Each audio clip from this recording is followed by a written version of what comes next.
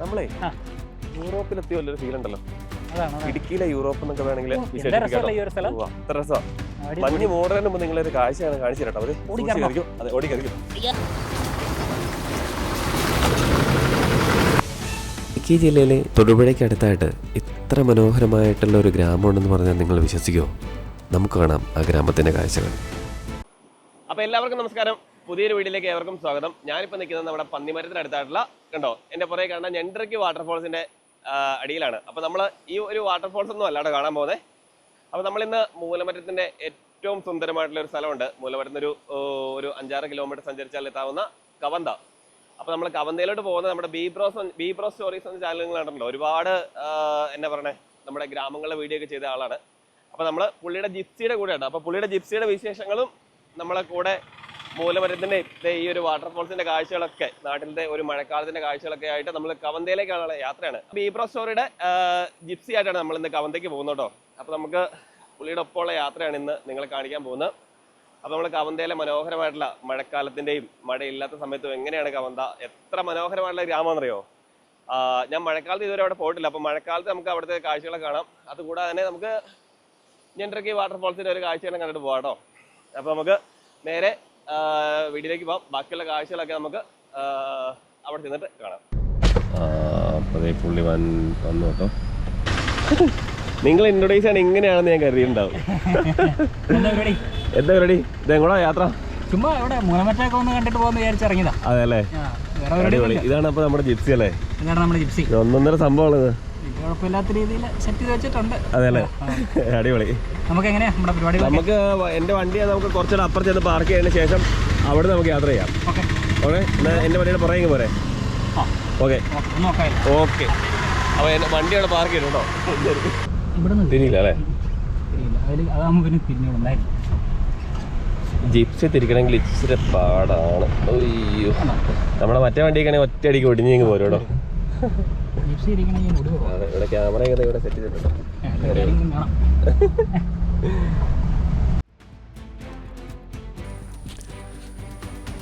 ഇടുക്കി ജില്ലയിലെ തൊടുപുഴയിൽ നിന്നും 22 കിലോമീറ്റർ അകലെയുള്ള മനോഹരമായിട്ടുള്ള ഒരു മലയോര ഗ്രാമമാണ് മൂലമറ്റം.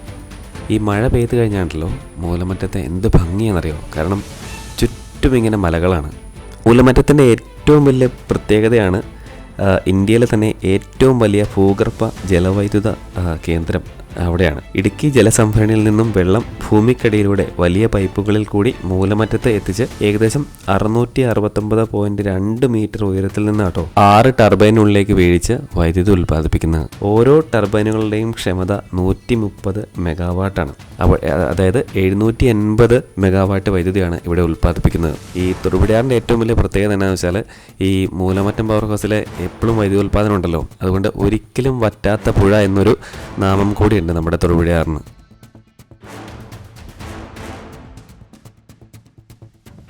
ഈ മുന്നിൽ കാണുന്ന വലിയ മല കയറിയാണ് നമ്മൾ കവന്തയ്ക്ക് പോകുന്നത്. അപ്പോൾ പോകുന്ന വഴിക്കുള്ള നല്ല നല്ല കാഴ്ചകളെല്ലാം കണ്ട് നമുക്ക് കവന്തയ്ക്ക് യാത്ര ചെയ്യാം.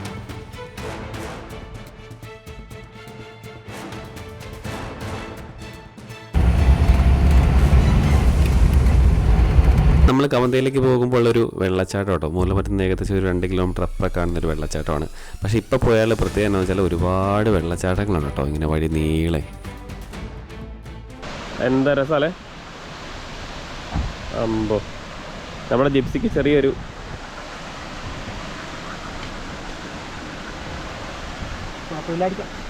അതെ, ഓരോ യാത്രയിലും എന്തെങ്കിലുമൊക്കെ കുഴപ്പം കാണും. അത് ഈ കീടം കുത്തുന്ന അതെ അല്ലേ. ഒരു പെട്രോൾ വണ്ടികൾക്ക് എല്ലാം ഉണ്ട് അങ്ങനെ. അങ്ങനെ ഉണ്ടോ? പെട്രോൾ വണ്ടികൾക്കൊക്കെ ഇതുപോലെ ഒരു കീടം വന്ന് കുത്തി കഴിയുമ്പോഴത്തേനും അത് ലീക്കാവും. പെട്രോൾ വണ്ടിക്ക് മാത്രമേ ഉള്ളത്, ഡീസൽ വണ്ടിക്ക് ഇല്ലെന്നാണ് എൻ്റെ തോന്നുന്നത്. അതെ അല്ലേ. ജിപ്സിക്കത്ത് നല്ല പണി കിട്ടാറുണ്ട്. കാരണം ജിപ്സിയുടെ ട്യൂബ് എന്താ ചെയ്യണം ശരിക്കും? അതൊന്നെങ്കിൽ ആ ട്യൂബ് മാറ്റും, അതല്ലെങ്കിൽ നമ്മൾ ഇതുപോലത്തെ സാധനം മേടിച്ച് ഒട്ടിക്കണം. ഇത് മറ്റേ പൈപ്പ് ഒട്ടിക്കുന്ന കണ്ടിട്ടില്ലേ ഓൺലൈനിൽ കണ്ടേക്കുന്നത്.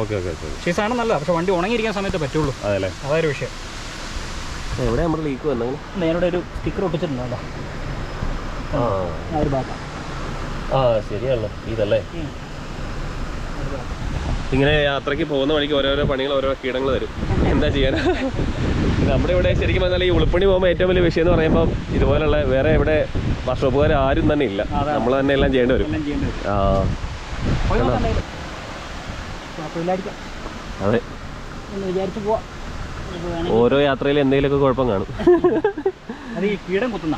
അതെ അല്ലേ? ഒരു പെട്രോൾ വണ്ടികൾക്ക് എല്ലാം ഉണ്ട് അങ്ങനെ. അങ്ങനെ ഉണ്ടോ? പെട്രോൾ വണ്ടികൾക്കൊക്കെ ഇതുപോലെ ഒരു കീടം വന്ന് കുത്തി കഴിയുമ്പോഴത്തേനും അത് ലീക്കാവും. പെട്രോൾ വണ്ടിക്ക് മാത്രമേ ഉള്ളത്, ഡീസൽ വണ്ടിക്ക് ഇല്ലെന്നാണ് എൻ്റെ തോന്നല്. അതെ. ജിപ്സിക്കത്ത് നല്ല പണി കിട്ടാറുണ്ട്. കാരണം ജിപ്സിയുടെ ട്യൂബ് എന്താ ചെയ്യണം ശരിക്കും? അതൊന്നെങ്കിൽ ആ ട്യൂബ് മാറ്റും, അതല്ലെങ്കിൽ നമ്മൾ ഇതുപോലത്തെ സാധനം മേടിച്ച് ഒട്ടിക്കണം. ഇത് മറ്റേ പൈപ്പ് ഒട്ടിക്കുന്ന കണ്ടിട്ടില്ലേ, ഓൺലൈനിൽ കണ്ടേക്കുന്നത്. പക്ഷേ ഈ സാധനം നല്ല, പക്ഷെ വണ്ടി ഉണങ്ങിയിരിക്കാൻ സമയത്ത് പറ്റുള്ളൂ. അതൊരു വിഷയം. എവിടെ നമ്മുടെ ലീക്ക് വന്നു? നേരെ ഒരു സ്റ്റിക്കർ ഒട്ടിച്ചിട്ടുണ്ടല്ലോ ആ ഒരു ഭാഗം. ശരിയാണല്ലോ ഇതല്ലേ. ഇങ്ങനെ യാത്രയ്ക്ക് പോകുന്ന വഴിക്ക് ഓരോരോ പണികൾ, ഓരോ കീടങ്ങൾ തരും. എന്താ ചെയ്യാൻ? നമ്മുടെ ഇവിടെ ശരിക്കും പറഞ്ഞാൽ ഈ ഉൾപ്പണി പോകുമ്പോൾ ഏറ്റവും വലിയ വിഷയം എന്ന് പറയുമ്പോൾ ഇതുപോലുള്ള വേറെ ഇവിടെ വർക്ക്ഷോപ്പുകാർ ആരും തന്നെ ഇല്ല, നമ്മൾ തന്നെ എല്ലാം ചെയ്യേണ്ടി വരും.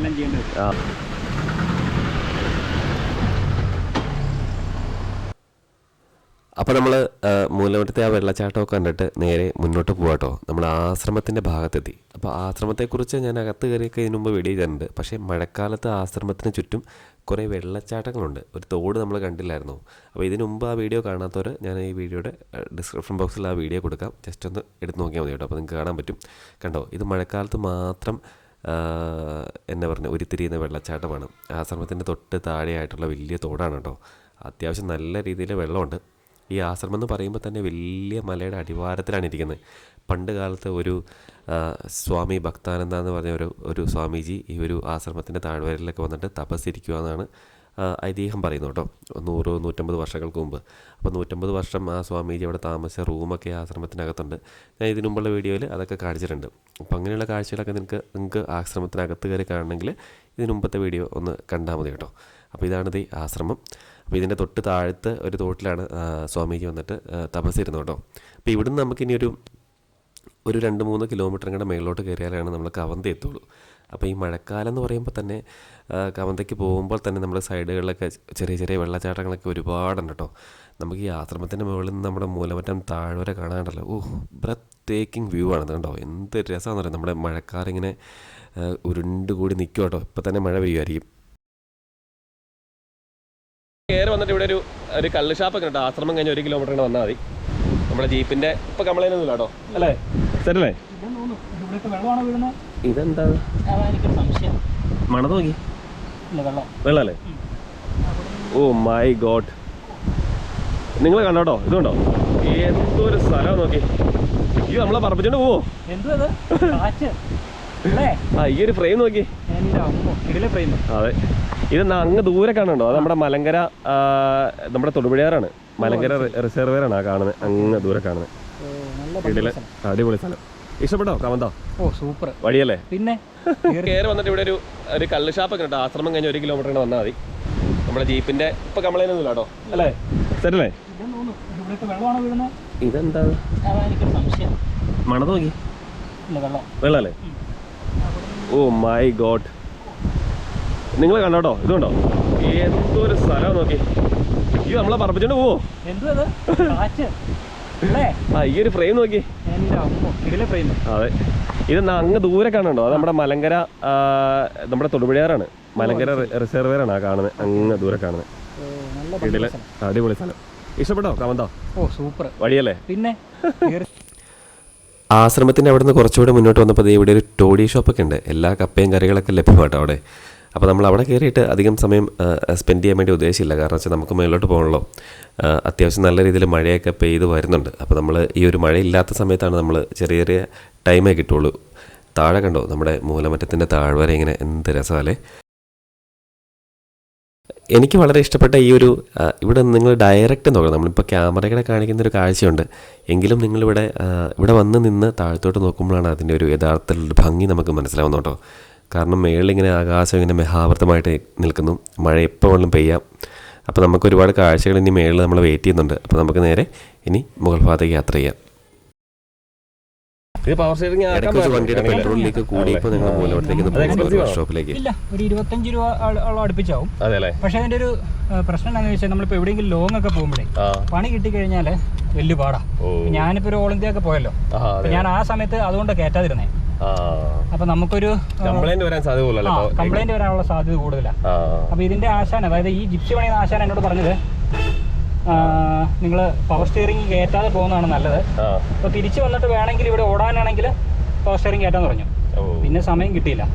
പിന്നെ എന്തെങ്കിലും സാഹചര്യത്തിൽ കിട്ടുവാണെങ്കിൽ ചെയ്യാമെന്ന് വിചാരിക്കുന്നത്. പിന്നെ ഇത് നമുക്ക് പ്രശ്നം വരുന്ന എപ്പോഴാണെന്ന് വെച്ചാൽ ഈ തിരിക്കുന്ന സന്ദർഭങ്ങളിലാണ്. അല്ലാത്ത സമയത്ത് ശരിക്കും ഒരു വണ്ടിക്ക് പവർ സ്റ്റിയറിംഗിൻ്റെ ആവശ്യമില്ല.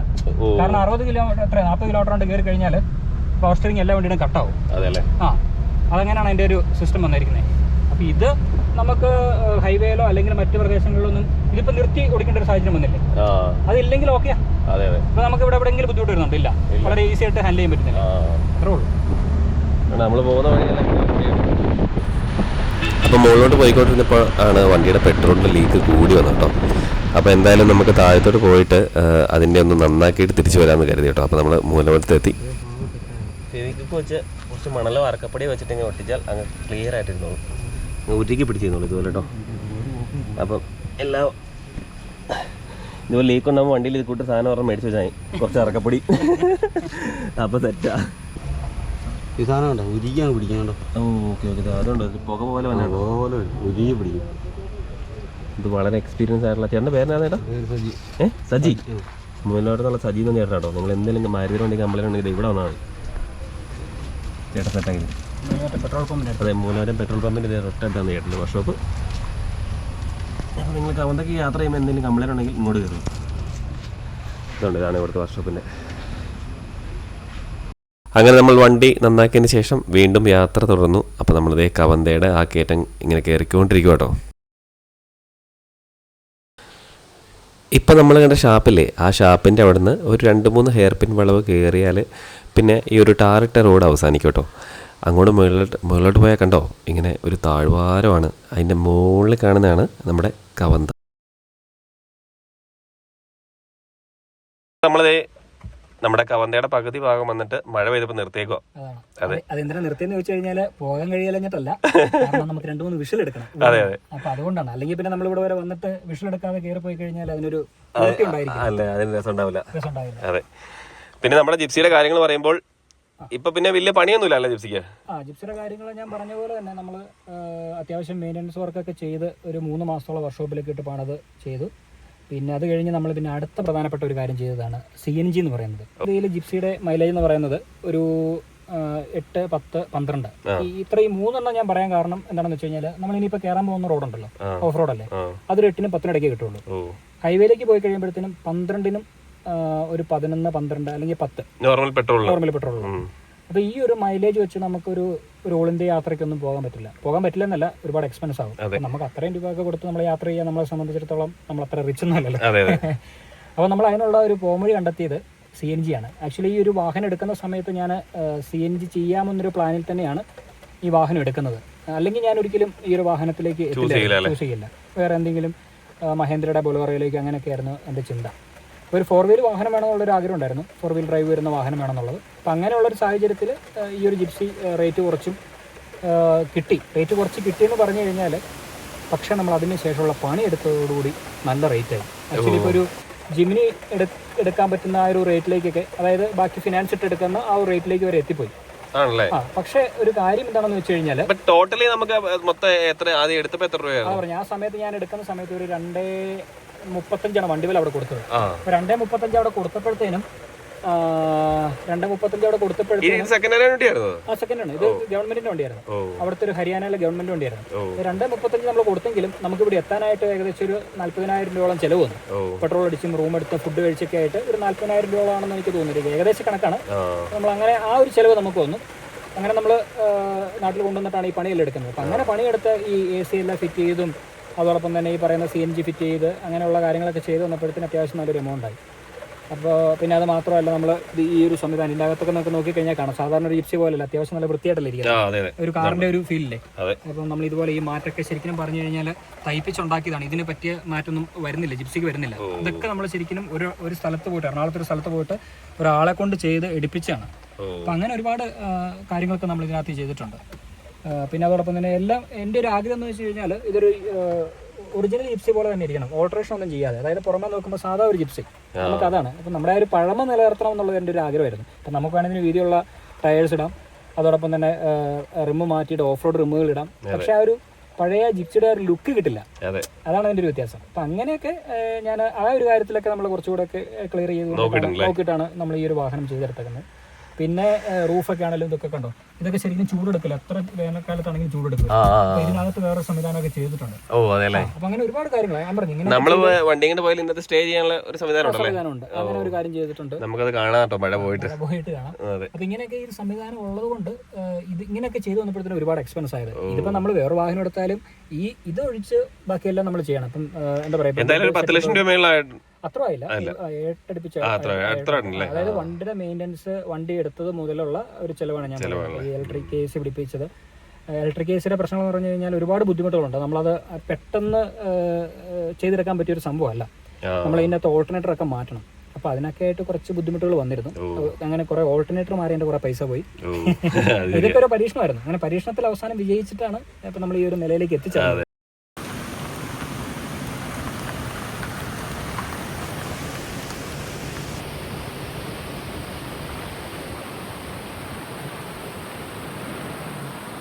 ശരിക്കും പറഞ്ഞാൽ കേട്ടോ, അങ്ങോട്ട് പോകണ മേമുട്ടത്തിലാട്ടോ വഴി. നമ്മളിത് ഇവിടം വരെ വന്ന് നിൽക്കുവാണ്.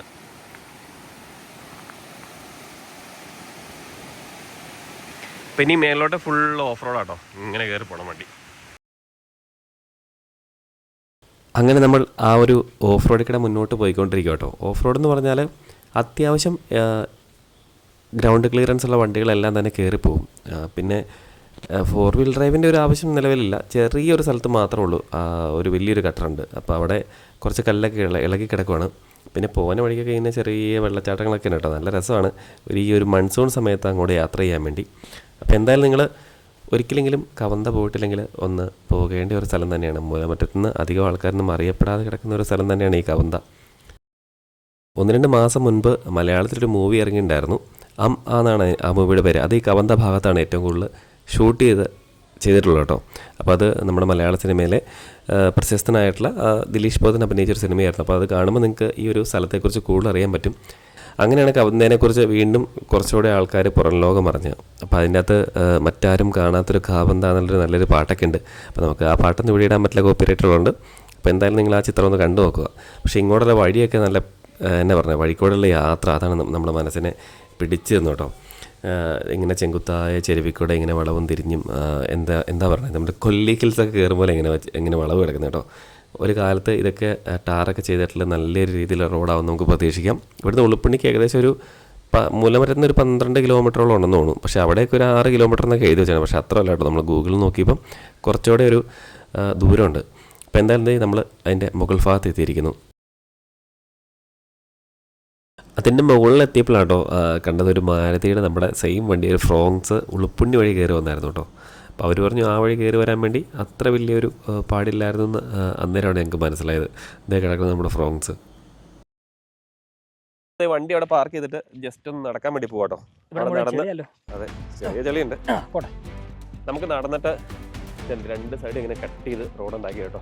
അങ്ങനെയാണ് ഇവിടെയല്ല മറ്റേ സിനിമ ഷൂട്ട് ചെയ്ത, അതെ, ഇയ്യോബിന്റെ പുസ്തകം സിനിമ ഷൂട്ട് ചെയ്തുള്ള ഒരു സ്ഥലമാണ് അത്. 2 മറ്റേ കൈ കൊടുക്കുന്ന സീൻ. അതെ, ആരെങ്കിലും ചോദിച്ചു കഴിഞ്ഞാൽ മൂന്നാറിലെ അലോഷിക്ക് കൈ കൊടുക്കാം, കൈ കൊടുത്താന്ന് പറഞ്ഞാൽ മതി.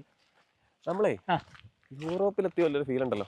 അതാണ് ഇടുക്കിയിലെ യൂറോപ്പ് എന്നൊക്കെ വേണമെങ്കിൽ അത്ര രസമാണ്. മഞ്ഞ് മോഡലിന് മുമ്പ് നിങ്ങളൊരു കാഴ്ചയാണ് കാണിച്ചു തരട്ടോ. അതെ, അതെ, ഓടിക്കറിക്കോ മോനെ ഒരു കാഴ്ച കാണിച്ചു തരാട്ടോ. അതേട്ടോ, ജസ്റ്റ് മഴ പെയ്തുണ്ടോ, തോർന്ന നേരാണ് ഇതുണ്ടോ. അയ്യോ, ഒരു രക്ഷയില്ലാത്ത വ്യൂ. അമ്പോ ഇടു, അതല്ലേ, എന്താ പറയാൻ വാക്കുകളില്ല. അതെ, മറ്റേ ഇടയ്ക്ക് മറ്റേ ബിജുക്കുട്ടൻ മറ്റേ സിനിമ ബിജുക്കുട്ടൻ ഇടയ്ക്ക് കോമഡിക്ക് അത് പറയാറില്ല, ഒന്നും പറയില്ല. അതുപോലുള്ള സ്ഥലം കേട്ടോ. അത് നോക്ക്, ഇങ്ങനെ പച്ച പുതച്ച എന്നാ പറഞ്ഞ ഒരു പ്രദേശമാണ്. മൊട്ടക്കുന്നുകൾ. അങ്ങോട്ട് പോയ തേയിലത്തോട്ടമൊക്കെ കേട്ടോ. കണ്ടോ, നമ്മുടെ വാഗമണ്ണ് ഉളുപ്പണിക്ക് പോകുന്ന സ്ഥലമാണ് ആ കാണുന്നത്. ശരിക്കും മഴക്കാലത്ത് ഇവിടെ വരണം അല്ലേ? മഴക്കാലത്ത് വന്നു കഴിഞ്ഞാൽ ഈ ഒരു പച്ചപ്പ് അവസാനിപ്പിക്കുന്നതിന് മുമ്പ് വരണം. എന്നാലാണ് അതിന്റെ ഒരു യഥാർത്ഥത്തിലുള്ള ഭംഗി നമുക്ക്. ഒരുപാട് മഴയുള്ളപ്പം വരാൻ ഞാൻ പറയില്ല. നമ്മളെ ഒരു മീഡിയം ലെവൽ, അതായത് നമ്മൾ കാലാവസ്ഥ നോക്കുമ്പോൾ റെഡ് അലർട്ടും യെല്ലോ അലർട്ട് എന്നൊക്കെ പറയുമ്പോഴത്തേക്കും നമ്മൾ പരമാവധി വരാതിരിക്കുക. അല്ലാത്ത സമയത്ത് ശരിക്കും ഈ ഒരു സ്ഥലം ഒന്ന് കണ്ടു കഴിഞ്ഞാൽ അതിനുള്ള ഒരു വെർത്ത് ഉണ്ടെന്നുള്ളതാണ് എൻ്റെ ഒരു അഭിപ്രായം. അടിപൊളി. ഇതിനെക്കുറിച്ച് പറയാനാണെങ്കിൽ ഞാൻ പറഞ്ഞില്ല ഒരു ഫ്ലൈവുഡിന്റെ കാര്യം. ഈ ഒരു ഫ്ലൈവുഡ് നമുക്ക് ഫ്രണ്ടിലേക്ക് മടക്കാൻ, ഈ സീറ്റ് അങ്ങ് ഫ്രണ്ടിലേക്ക് മടക്കാൻ പറ്റും. അവിടെ ഒരു ലിവർ ഉണ്ട്. ആ ലിവർ അങ്ങ് മടക്കി കഴിയുമ്പോഴത്തേനും ആ സീറ്റ് മടങ്ങും. അപ്പോൾ ഈ ഒരു സാധനം നമ്മൾ നേരെ മടക്കി ഫ്രണ്ട് വരെ പില്ലുണ്ട്, 2 പില്ലുണ്ട്, 2 ഒരു എയർ പില്ലോ. പിന്നെ നമുക്ക് സ്ലീപ്പിങ്ങിന്റെ ഒരു മാറ്റുണ്ട്, യോഗ മാറ്റുണ്ട്. പിന്നെ ഇത് അല്ലെങ്കിൽ തന്നെ നല്ല ക്വസ്റ്റ്യനാണ്. ഉണ്ട്. ഇതിനകത്ത് വരുന്നത് നമുക്ക് കിച്ചൺ വരുന്നുണ്ട്. പിന്നെ അതോടൊപ്പം തന്നെ ഈ 2 സ്പേസ് എന്ന് പറഞ്ഞാൽ സ്റ്റോറേജ് സ്പേസ് ആണ്. ഇവിടെ കുടിവെള്ളം വെക്കാൻ, ഇത് നമുക്ക് അല്ലാതെ പാത്രം കഴുകാനുള്ള വെള്ളം വെക്കാനുള്ള 2 സ്പേസ്. പിന്നെ അതിന്റെ അകത്തേക്ക് നമുക്ക് അരി സാധനങ്ങൾ മറ്റ് മസാല ഐറ്റംസ് ഒക്കെ വെക്കാനായിട്ട്. പിന്നെ ഈ ഒരു ഭാഗത്ത് സ്റ്റൗ എല്ലാം ഉപയോഗിച്ചിട്ടാണ് പോയത്. പക്ഷേ എല്ലാ സ്ഥലങ്ങളിലും വേണ്ടി വന്നില്ല. എങ്കിൽ പോലും ഒരു തുടക്ക ഭാഗങ്ങളിലൊക്കെ നമ്മൾ കുക്ക് ചെയ്ത് ഭക്ഷണം ഉണ്ടാക്കിയിട്ടൊക്കെയാണ് നമ്മൾ യാത്ര മുന്നോട്ട് പോയത്. പിന്നെ കുറെ ആൾക്കാരുടെ ആതിഥ്യം സ്വീകരിച്ച് നമ്മുടെ യാത്ര മുന്നോട്ട് പോയി. അങ്ങനെ അരുണാചൽ പ്രദേശ് വരെ നമുക്ക് ആ ഒരു ആതിഥ്യം കിട്ടിയത് കൊണ്ട് നല്ല ഭംഗിയായിരുന്നു. പിന്നെ അതോടൊപ്പം തന്നെ പറയുകയാണെങ്കിൽ ബുദ്ധിമുട്ടുകളൊന്നും ഇല്ലാതെ നമുക്ക് യാത്ര അവസാനിപ്പിച്ച് തിരിച്ചു വരാനും പറ്റി. വേറെ പ്രത്യേകിച്ച് വാഹനത്തിന് കംപ്ലൈൻ്റ് ഒന്നും ഉണ്ടായില്ല. പിന്നെ അതോടൊപ്പം തന്നെ എന്താ പറയുക, സേഫ് ആയിരുന്ന യാത്രയായിരുന്നു. നമുക്ക് ഒരു ബുദ്ധിമുട്ടും, അതായത് ഒരു വണ്ടിക്ക് വേറെ ബുദ്ധിമുട്ടുകളൊന്നും ഉണ്ടാക്കിയില്ലെന്ന് വേണമെങ്കിൽ എടുത്തു പറയാനായിട്ട് സാധിക്കും. അതായത് എന്താ പറയുക, ഇപ്പോൾ നമ്മൾ സാധാരണ രീതിയിൽ വണ്ടി സർവീസ് ചെയ്യുന്നത് പോലെ സർവീസ് ചെയ്തിട്ട് മാത്രമാണ് നമ്മൾ പോയത്. വെറുതെ സർവീസ് മാത്രമേ ചെയ്തുള്ളൂ. ഓയിൽ മാറി, ഫിൽറ്റർ മാറി, നമ്മുടെ ജനറൽ സർവീസ് ഉണ്ടല്ലോ, അത് മാത്രമേ നമ്മൾ ഒരു ഓൾ ഇന്ത്യ ട്രിപ്പ് പോയുള്ളൂ. 15,000 കിലോമീറ്ററോളം ഏകദേശം നമ്മൾ വാഹനം ഓടിച്ചു. അതിനകത്ത് 8,000 കിലോമീറ്ററോളം CNG മാത്രമാണ് ഓടിയത്. പിന്നെ പോയിട്ട് വരുന്ന ബാക്കി കിലോമീറ്റർ മാത്രമാണ് പെട്രോളിൽ പോയത്. പെട്രോൾ പോയത് എന്താണെന്ന് വെച്ച് കഴിഞ്ഞാൽ മലയോര മേഖലകളിൽ പെട്രോൾ ഇല്ല, CNG ഇല്ല. അതായത് അരുണാചൽ പ്രദേശിൽ CNG ഇല്ല, പക്ഷെ അവിടെ പെട്രോളിന് 90 രൂപയേ ഉള്ളൂ. അതാണ് അതിൻ്റെ ഒരു വേറൊരു സംഭവം. അപ്പം അങ്ങനെ വെച്ച് നോക്കിയപ്പോൾ നമുക്ക് വലിയ നഷ്ടം തോന്നിയില്ല. അങ്ങനെ യാത്രയൊക്കെ അവസാനിപ്പിച്ച് നമ്മളിപ്പോൾ തിരിച്ചെത്തി. ഒന്ന് സർവീസ് ചെയ്തു. എന്നാലും ഇനി കുറച്ച് പണികളൊക്കെ ചെയ്യാണ്ട്. ഇനി കുറച്ച് അലുകുലത്തെ ഒന്ന് ക്ലീനിങ് പരിപാടിയൊക്കെ ഉണ്ട്. ഇപ്പോൾ വണ്ടി വെറുതെ കുറേ ദിവസമായിട്ട് കിടക്കുന്നത്, അപ്പോൾ ഒന്ന് ക്ലീൻ ചെയ്യണം. ഇപ്പം മഴ ആയതുകൊണ്ട് ചെറിയ പൂപ്പലൊക്കെ കയറി തുടങ്ങി. അങ്ങനെയൊക്കെ ഇനിയുണ്ടല്ലോ നിങ്ങൾക്ക് യാത്രയ്ക്ക് വേണമെങ്കിൽ വളരെ എക്കണോമിക്കലായിട്ട് വേണമെങ്കിൽ ജിപ്സി നമുക്ക് യൂസ് ചെയ്യാം അല്ലേ? പെട്രോൾ വെച്ചിട്ട് നമുക്ക് പറയാൻ പറ്റില്ല. CNG കയറ്റി കഴിഞ്ഞാൽ എന്തായാലും എക്കണോമിക്കലി നമുക്ക് യൂസ് ചെയ്യാൻ പറ്റും. കാരണം CNG ഇപ്പോൾ ആൾക്കാർ ചോദിക്കും എത്ര മൈലേജ് കിട്ടുമെന്നുള്ളൂ. അതുകൂടെ പറയണമല്ലോ. പിന്നെ എത്രയും പറഞ്ഞിട്ട് പിന്നെ CNG നമുക്ക് ഏകദേശം ഒരു 20 അടുപ്പിച്ച് കിട്ടുന്നുണ്ട്. 19-20 എന്തായാലും കിട്ടുന്നുണ്ട്. നല്ല വഴിയിലേക്കാണെങ്കിൽ 22 വരെ കിട്ടിയിട്ടുണ്ട്. എന്നാൽ 20 നമുക്ക് ശരാശരി. നമ്മളല്ലാത്ത വണ്ടികളൊക്കെ എടുക്കുമ്പോൾ ഇപ്പം 10-20 ലക്ഷം രൂപ കൊടുക്കണ്ടേ? ഒരു 10 ലക്ഷം രൂപയ്ക്ക് നമുക്ക് CNG ഒക്കെ കയറ്റി എല്ലാം വേണമെങ്കിൽ നമുക്ക്. അതാണ് ഞാൻ ഇപ്പം നമ്മൾ പലപ്പോഴും ചോദിക്കും, ഈ പഴയ വണ്ടിയൊക്കെ എടുത്തിട്ട് പാട്ട വണ്ടിയൊക്കെ എടുത്തിട്ട് ആൾക്കാർ എങ്ങനെ കൊണ്ടുപോകുന്നൊക്കെ ചോദിക്കും. അങ്ങനെ വലിയ പണിയൊന്നും നമുക്ക് വന്നിട്ടില്ല. അതാ ഞാൻ പറഞ്ഞത്, ഇത്രയും ദൂരം പോയിട്ട് എനിക്ക് ഉണ്ടായ ആകെ ഇതാണ്. സർവീസ് മാത്രമേ ചെയ്തുള്ളൂ, ജനറൽ സർവീസ് മാത്രമേ. അപ്പോൾ നമ്മൾ ഓൾ ഇന്ത്യ പോകാൻ വേണ്ടി എത്ര കിലോമീറ്റർ ഓടിയായിരുന്നു? അതാ പറഞ്ഞു, മൊത്തം 15,000 കിലോമീറ്റർ ഓടിയിട്ട് ജസ്റ്റ് ഒരു സർവീസ് മാത്രമേ ചെയ്തുള്ളൂ. ടയർ പോലും മാറിയിട്ടില്ല. ഒന്നും ചെയ്തിട്ടില്ല. അതായത് ഓയിൽ മാറി, ഓയിൽ ഫിൽറ്റർ മാറി, സർവീസ്. അതെ, ഇത് കാണാത്ത പ്രേക്ഷകർ ആ വീഡിയോ കാണുന്നുണ്ടെങ്കിൽ ഈ ബ്രോസിന്റെ ചാനലിന് ലിങ്ക് ഞാൻ കൊടുത്തേക്കാം, അത് പോയാൽ മതി കേട്ടോ.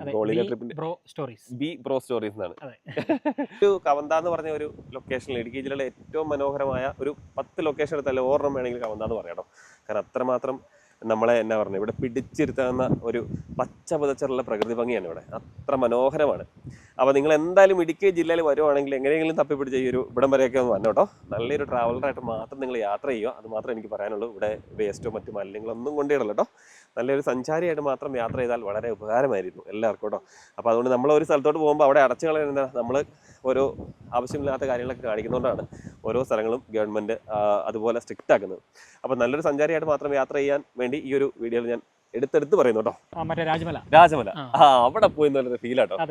ഗവൺമെന്റ് കുറച്ച് വയനാടുകളൊക്കെ ഇവിടെ കൊണ്ടുപോട്ടെങ്കിൽ നമുക്കും ഇടയ്ക്ക് വന്ന് കാണാമായിരുന്നു അല്ലേ? വയനാട് ഒന്ന് ആലോചിക്കില്ല മേഞ്ഞ് നടക്കുന്നത്. തീർച്ചയായിട്ടും. അല്ലെ, വേറൊരു കാര്യമുണ്ട്, ഇതുപോലെ സ്ഥലങ്ങളിൽ ആന വന്ന് നിൽക്കാറുണ്ട്.